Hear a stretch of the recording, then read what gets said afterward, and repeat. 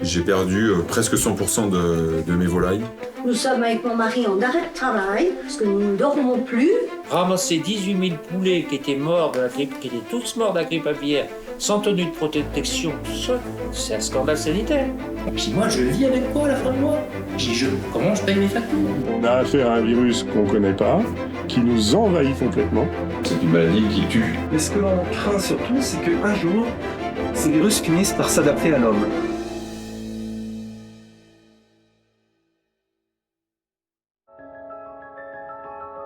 En 2021, 22 millions de volailles ont dû être abattues en France en raison d'un épisode d'influenza aviaire. Si cette crise est passée relativement inaperçue aux yeux du grand public, malgré une hausse des prix et quelques timides avertissements dans les magasins, l'écho de la situation a fini par arriver jusqu'à l'Assemblée nationale.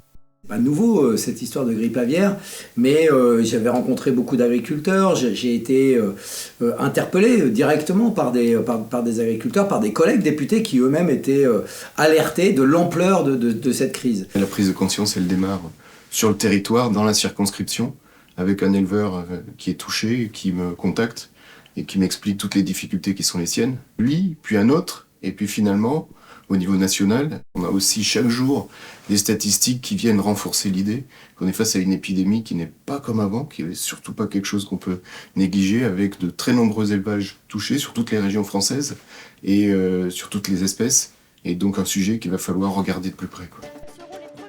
Et pour regarder de plus près, il faut s'éloigner de l'hémicycle. Quand on imagine le travail d'un député, on pense d'abord à ça. Vous faites tomber votre projet. En réalité, c'est aussi ça. Des visites de terrain et des auditions dans le cadre de missions d'information. Diligentées par les commissions de l'Assemblée nationale, elles visent à contrôler l'action du gouvernement et à éclairer les autres parlementaires. Forcément, quand on ne maîtrise pas un sujet, l'enjeu c'est d'aller écouter l'ensemble des experts pour pouvoir se fonder un avis précis. Les auditions nous permettent une première chose, c'est-à-dire de redessiner l'histoire de l'épidémie.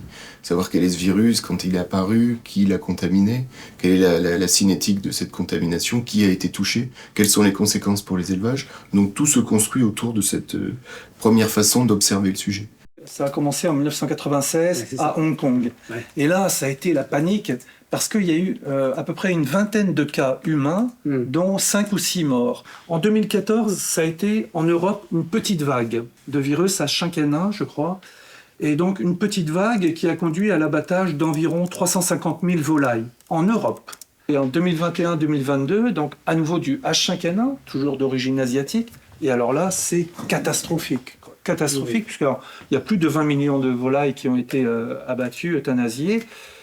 Et surtout, c'est que maintenant, le virus s'est installé. Il est dans la faune sauvage. Dès les premières auditions, moi j'ai mesuré qu'on était sur un sujet d'ampleur qui touchait tout notre pays, qui touchait évidemment particulièrement certaines régions, mais surtout qui était là et qui s'installait. Et c'était, je crois, ça qui était particulier, c'est de mesurer que la faune terrestre, celle qui migre comme celle qui n'y migre pas, était concernée. Et donc l'influenza aviaire s'installe dans notre pays. Et ça, c'est quand même un sujet qui pose la question différemment. C'est pas comment on fait face à la maladie, c'est comment on vit aussi avec la présence de cette maladie. Pour tenter de vivre avec, 2 mesures d'urgence ont été prises dès le début de la crise. La première d'entre elles, c'est la claustration de toutes les volailles, une décision qui n'a pas été sans conséquences. À un moment donné, donc je les confine, donc les 15 premiers jours, ça s'est pas trop mal passé. Et du jour au lendemain, je me suis mis à en ramasser 1, 2, 3, 4 morts par jour. Ouais. Voilà, je commençais à... Ouais. J'étais pas serein, quoi. Ouais. J'ai commencé à appeler le veto sanitaire et tout. Il me dit, faut faire des tests. Ouais. Donc, j'en ramasse 2, je les emmène chez Novalis. Pendant 3 jours, j'ai pas bien dormi. Bah, jusqu'à temps que vous ayez le retour. Et là, bien le retour, c'est négatif. Ouais. Voilà. Et là, après, vous cherchez ce qui se passe. Quoi, alors et alors, en fait, elles étaient stressées. Bah, ça. Elles s'ennuyaient. Ouais. Et j'avais un lot de poules qui était extrêmement curieuse. Dès qu'elle voyait un truc anormal, elle se jetait dessus. Ouais. Donc en fait, le phénomène de piquage, dans ce lot-là, j'en ai perdu un tiers, un peu plus d'un tiers. La deuxième mesure prise par les autorités, c'est l'abattage systématique des volailles, non seulement dans les élevages touchés, mais aussi dans toutes les fermes à proximité.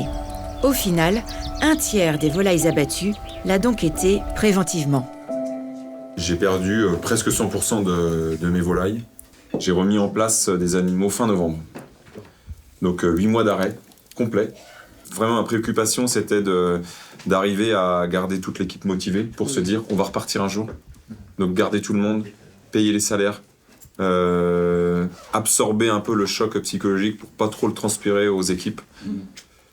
Et voilà, moi, un des regrets que j'ai eu pendant cette période-là, c'était notamment sur les mesures de chômage partiel où on n'avait pas eu droit aux mêmes aides que ce qu'il y avait eu pour le Covid. Moi, j'ai trouvé ça dur. Voilà, c'est passé maintenant. On attend les aides économiques, mais c'est vrai que sur le coup, bon, après, il y a plein de choses, hein. Mais là, comme ça, ce qui me vient, c'est que j'ai trouvé ça dur qu'au niveau de nos salariés, on puisse pas avoir plus de soutien sur ce plan-là. Le soutien aux éleveurs, c'est une des missions des chambres d'agriculture. Mais face à l'ampleur de la crise, les moyens sont limités et la méthodologie reste à trouver. On a fait pas mal d'informations à chaque fois qu'il y avait des cas de relayer par rapport au zonage au niveau des éleveurs, de retransmettre un petit peu des informations sur la maladie. Et on a eu pas mal de questions sur les indemnisations aussi. Bien sûr. Et après, l'indemnisation qui arrive derrière, elle n'est pas toujours à la hauteur du préjudice. Donc, c'est vrai que c'est... alors, on est toujours autour de l'argent, hein, mais c'est vraiment un gros problème. Donc, moi, je m'appuie sur les grilles, hein, les grilles qu'on nous donne. Là, pour négocier un petit peu, mais de toute façon, ce que j'en dis, les grilles, c'est les grilles. Enfin, Et au niveau de l'État, on peut pas négocier d'argent là où j'en ai pas, quoi. Au total, c'est tout de même près d'1 milliard d'euros d'indemnisation qui a été versé aux éleveurs. Un effort conséquent, mais qui ne suffit pas à garantir la pérennité des exploitations. Je suis contacté régulièrement par des éleveurs qui nous disent écoutez, ça y est, c'est terminé. J'ai plus d'animaux, les bâtiments sont vides, donc je n'ai plus d'activité économique, je n'ai plus de revenus. Donc on sait qu'il y a des dispositifs financiers qui vont nous aider, mais quand est-ce qu'ils arrivent? Quand est-ce que je vais être payé? Donc on nous adresse toute une série de questions qui montrent le désarroi des éleveurs qui se trouvent dans une situation humaine et économique qui font que tout s'est arrêté pour eux du jour au lendemain.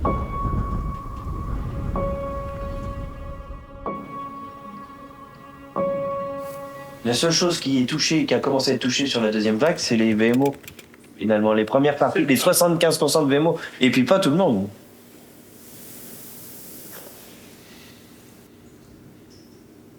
Et donc, en attendant, on vit de quoi? C'est un peu la question dans toutes les exploitations. Parce que les trésoreries, comme disait... Pour vous, ça continue à courir? Ah bah il y a des charges fixes. Il était encore en cours de... Et le problème, c'est que 1 an après, on est dans la deuxième vague. Et il faut encore ou repousser, personne ne sait trop ce qu'il faut faire, finalement. Il nous faut les sous, tout simplement. Ce sont justement les conséquences financières qui ont conduit la Commission des affaires économiques à mener une mission d'information. Pour autant, les deux rapporteurs n'en oublient pas les autres aspects de la crise.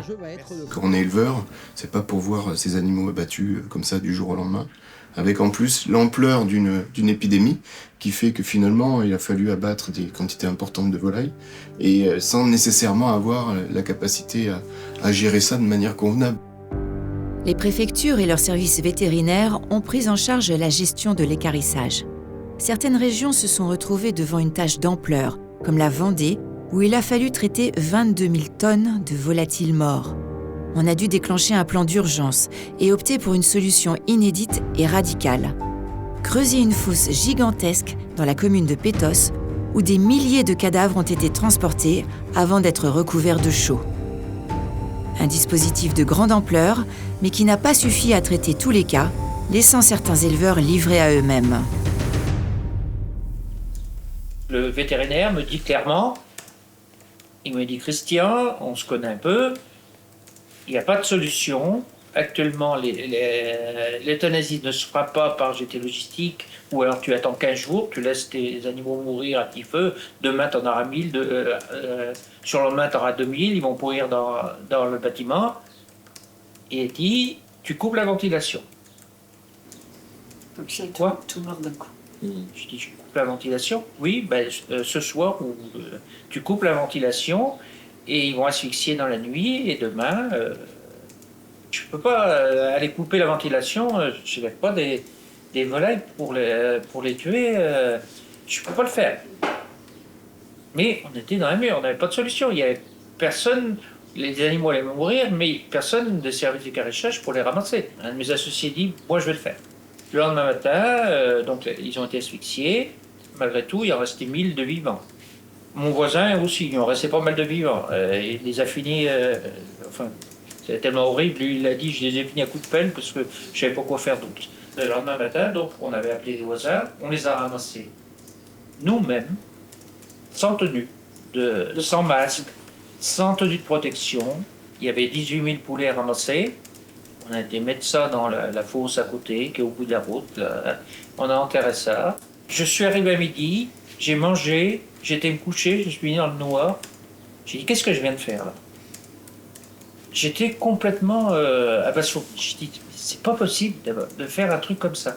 D'avoir déjà asphyxié les animaux dans la nuit, de ramasser des animaux qui sont malades. La grippe aviaire, on ne sait pas si c'est transmissible à l'homme ou pas, sans protection, sans rien du tout, parce que l'État a défailli, ou il a été débordé, n'a pas anticipé. Il y a le discours officiel de la DDPP, puis du ministère, il y a des discours des paysans qui ont vécu ça. La crise a marqué profondément les éleveurs. Pour faire face, certains se sont rassemblés en collectif pour se soutenir les uns les autres, comme ici, au sein de l'association Sauve qui Poule. Sauf qui Poule, c'est une grande famille et on se mettra pas la corde au cou. Voilà, avant Noël, j'ai eu des coups de fil de plusieurs d'entre vous me disant, Marie-Jo et François, on sait que c'est votre grosse saison, là, vous êtes sans travail, comment vous allez? Voilà. Les éleveurs n'ont traditionnellement pas le réflexe de demander une aide psychologique. Mais dans cette situation exceptionnelle, même les services publics ont senti leurs besoins et se sont mobilisés sur le sujet de la santé mentale pour les épauler. On a déployé en fait avec un médecin du travail et une infirmière de santé au travail ce dispositif de bulle de santé. On l'a travaillé aussi avec des psychologues du travail pour accompagner les salariés, les exploitants quand ils vivent des traumatismes sur leur exploitation. Voilà, ils ont été plusieurs exploitants à nous dire tout le bien que ça leur avait fait de pouvoir s'exprimer en groupe sur leurs difficultés. Ça, c'était à la fois sur des questions d'avenir, de trésorerie, mais aussi l'impact que ça a pu avoir sur leurs enfants, parce que les abattages de volailles se sont faits, ça s'est passé pendant les vacances scolaires du mois d'avril. Souvent, les enfants ont été présents et ont vu. Et l'agriculteur s'est rendu compte après coup, effectivement, l'impact que ça pouvait avoir, ces visions, ces images. Est-ce qu'il y aurait lieu de pousser d'autres sujets, puisque nous on est là aussi pour essayer d'imaginer des préconisations pour la suite, des choses qui pourraient être plus efficaces ou encore plus efficaces que ce qui existe déjà. La recherche de solutions, c'est ce qui a guidé les députés dans chacune de leurs auditions. Mais en raison des disparités entre les modèles d'élevage et des différences entre les espèces, il est compliqué de satisfaire tout le monde, notamment sur le sujet qui suscite le plus de controverses, la vaccination. La problématique, elle est celle-ci, c'est-à-dire quelle va être la stratégie à mettre en œuvre. Est-ce que c'est tout le monde, tous les effectifs, poules, canards, dindes et autres oiseaux d'élevage, ou est-ce que c'est uniquement une espèce? Et derrière tout ça, il y a aussi des notions de financement. Parce que si on ne vaccine qu'une espèce, c'est bénéfique aux autres. Donc qui paye? Est-ce que celles qui n'ont pas été vaccinées payent? Tout le monde n'est pas forcément d'accord non plus sur l'efficacité possible de cette vaccination, mais elle arrive très très rapidement sur la table. Donc ça réoriente un peu la mission d'information, c'est-à-dire très, très vite, à partir des sujets qui nous sont évoqués, des difficultés qui sont pointées, nous on tire des fils et on rajoute des auditions, on rencontre de nouveaux acteurs. Des auditions, il y en aura eu une trentaine pour 173 intervenants au total.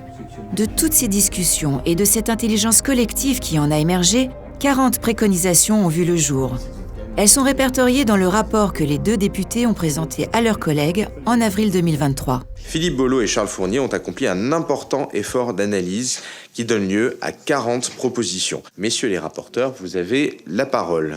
Merci, Monsieur le Président. Alors, on va évidemment présenter notre rapport à deux voix. En tout cas, notre rapport, moi, ce que je sais, c'est qu'il a été très apprécié parce qu'il a, je crois, mis en évidence vraiment tous les sujets, toutes les problématiques et les points de vue. Et je crois que globalement, il y a des gens qui, évidemment, ne seront pas d'accord avec ce qu'on a écrit, mais globalement, il y a plutôt eu des retours très positifs. Les 40 propositions du rapport, nous avons vraiment l'envie qu'elles deviennent réalité, mais on ne s'est pas arrêté là.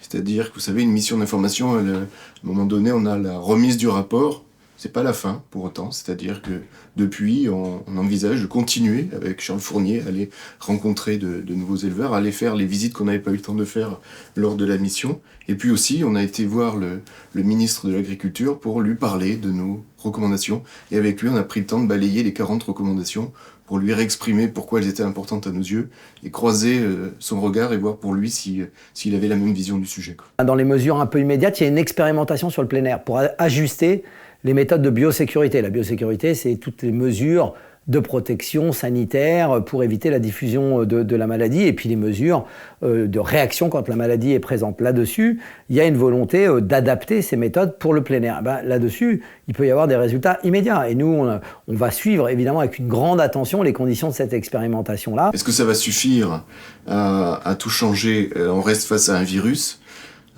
voilà, on sait, on a vécu la Covid et on sait que c'est pas si facile que ça à gérer. On sait aussi que la France, nous on a regardé le sujet en France, mais l'épidémie elle est mondiale et que si tous les pays ne gèrent pas le sujet de la même façon, le virus il reste présent. En tout cas, au travers de notre travail, on a vraiment essayé de regarder toutes les dimensions du sujet et au travers des recommandations, de faire en sorte qu'il n'y ait pas de trou dans la raquette et que chacun des sujets trouve une réponse adaptée. Je crois qu'on s'est fait aussi entraîner très fortement par le sujet, par les détresses qu'il déclenche, et on avait à cœur d'avoir un rapport qui serve à quelque chose, qui serve à quelque chose maintenant, qui serve à quelque chose demain, qui puisse être, je crois, une cote d'alerte maximale pour que sur ce sujet on ait des réponses plus importantes que celles que nous avons aujourd'hui. Ce rapport a donné la parole aux principaux concernés et a permis de médiatiser le sujet. Il peut être un motif d'espoir pour cette filière durement touchée, composante importante du patrimoine agricole français et de notre souveraineté alimentaire.